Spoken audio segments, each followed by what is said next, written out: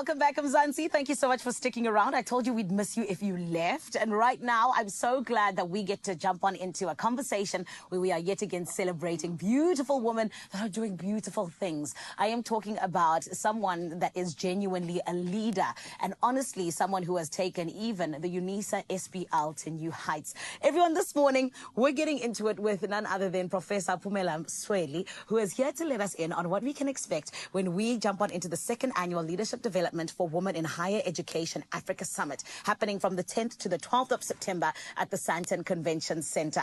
And she's the Executive Dean and CEO of UNISA SBL. And I can't wait for us to just take all of this wisdom and celebrate her right here on your Feel Good Breakfast Show. Everyone, let's give her a feel good welcome, please. Professor, how are you? I am very well, thank you. Thank you for having me today. Of course. Thank you so much for gracing us with your presence. And I'm so excited because I feel like the summit is going to be such a big moment for women, for Africa, and just as a whole. But let's jump into, firstly, the fact that you as the family are in fact celebrating an incredible 60 years of excellence in business education. And you've even added another milestone with you guys having your recent international accreditation by the Business Graduates Association, which is absolutely massive. Talk to us. What does this achievement mean to you as the family? Well, just remember that we are now 60 years in operation. Our business school was established in 1965. Sure. The first set of students were enrolled in 1965. Wow. 116 of them. And the first doctoral program was introduced, rather our doctoral program was introduced in 1968. So after 60 years, this is the first time we have an international accreditation. Wow. So we are very excited, utterly out of this world. It's such a big milestone indeed. It's a huge milestone because now our programs are on the same par as any other program that is internationally accredited. Wow. Congratulations, you. Prof. You guys can be so proud. We are. Of course, with us jumping on into the summit that's coming up, you guys have such a big form of leadership at UNISA SBL in terms of what you teach, what you allow people to even do in terms of the roles that are there. But can you tell us just in terms of, mentoring other women and allowing them to have platforms where they do feel empowered? What exactly do you think are the unique qualities that a woman possesses to have global leadership roles and even stand in those positions? I think women are more empathetic and we are more collaborative. Yes. And we are able to focus on dual roles, focusing on performance, results, while also focusing on relationships. And we have lived experience of living in a patriarchal power structure where our voices don't count as much as our male counterparts' voices. And we bring in a lot of accountability with that experience. Yes. I think that for me is genuinely what I enjoy about women who are in positions of power, the way that they are empathetic, but also I think that they bring such a different way in which that they not just conduct themselves, but how they treat everyone else as well, which is so special. But this is why you as a leader have been chosen as the keynote speaker at this incredible summit that's going to be happening, the second annual Leadership Development for Women in Higher Education in Africa. Talk to us about what it is that we can expect from it, and who are some of even the guests that are going to be joining you?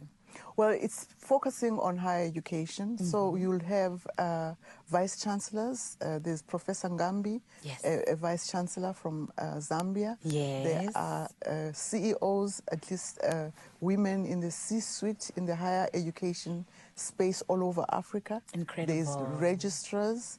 There are CFOs. There are professors.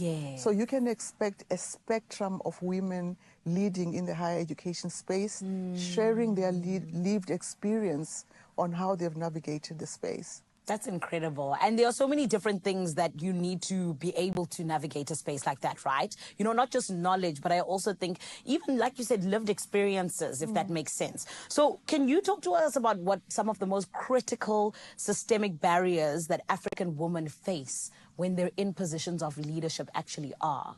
What exactly is it that they have to almost, get through? But what are some of the success stories that you've seen as well? I think the biggest systematic barrier is the leaky pipeline that women face to completion, because women are the ones who bear children, who get pregnant. Yes. And also weak foundations at early childhood development give them a shaky start.